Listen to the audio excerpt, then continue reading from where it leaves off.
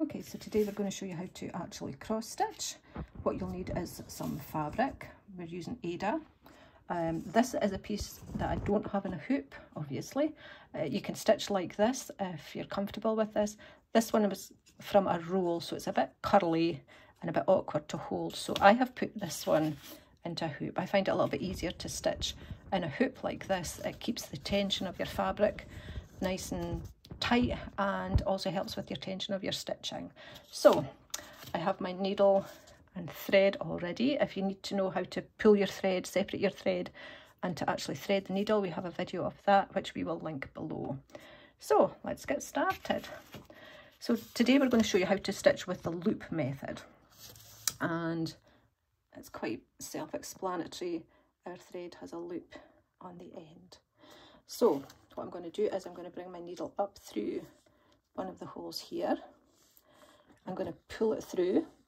I'm not going to pull it all the way through because the loop at the back is going to anchor my stitch. So I'm going to, if you can focus right in, you can see that there's like a square of 4 holes.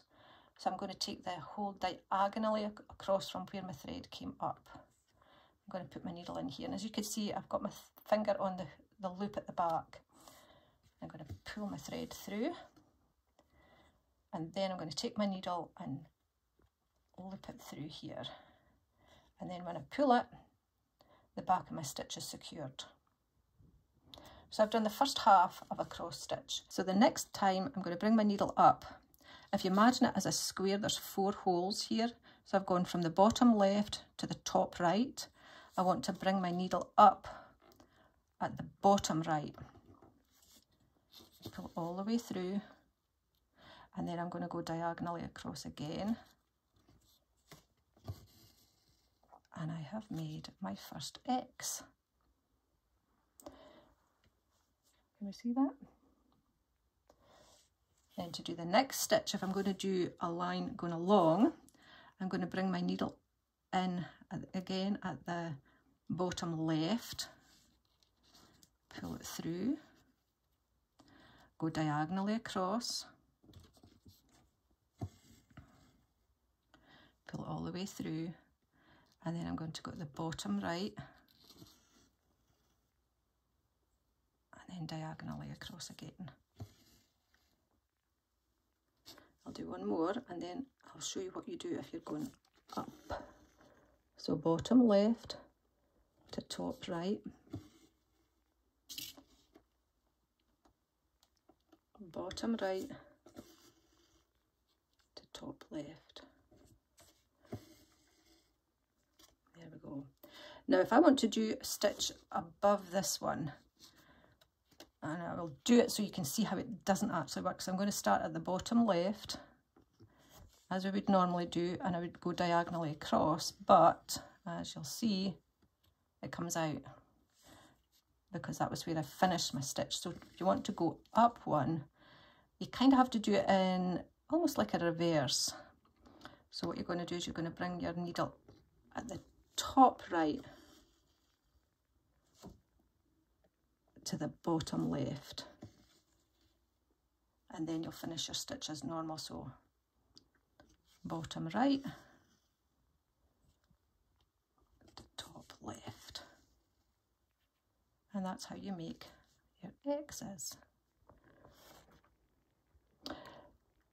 So that method is making each X, each complete stitch as you go. That's one way to stitch. There's another way to stitch, and what you do is it's really handy if you're doing you know, long length of one colour. So what you do is you do bottom left to top right, and then instead of finishing that stitch, you would do the next stitch, you do half of the next stitch. And I'll do one more, if I can get the needle to come up in the right place. So that would be 3 half stitches, and then I would finish them by doing half stitches going back in the opposite direction. This is quite a good way of doing it, so that if you've got a big block of colour, it looks a lot more even when you stitch like this, because the tension is always the same way if you're doing a block of colours. If you're doing this top method, the way the thread would be pulling a slightly different way for each layer, each level of your stitches. So this one I think is a little bit quicker, a little bit neater, but it's up to you.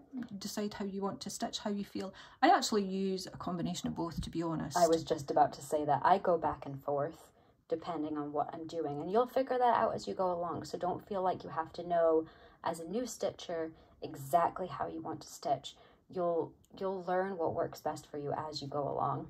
Okay, so we've done our stitches, and the next question everybody asks is, how do you finish it off? If you're finished, you've done 3 stitches, that's all you need if you're doing your pattern or whatever. All you do is you turn it over on the back, you take your needle, and then I'll do this way because it's easier. You take your needle and then you just slip it underneath these 3 stitches. I don't know if you can see that close up. Pull it through. Don't pull it too tight, just tight enough. If you pull it too tight, your stitching on the front will look a little bit wobbly, and then all you do is snip it as close to there as possible. And that's where I finished it off. And there we are. How to cross stitch. So in our next video, we will show you how to work off of a chart, or which is sometimes called a pattern. So a counted cross stitch pattern.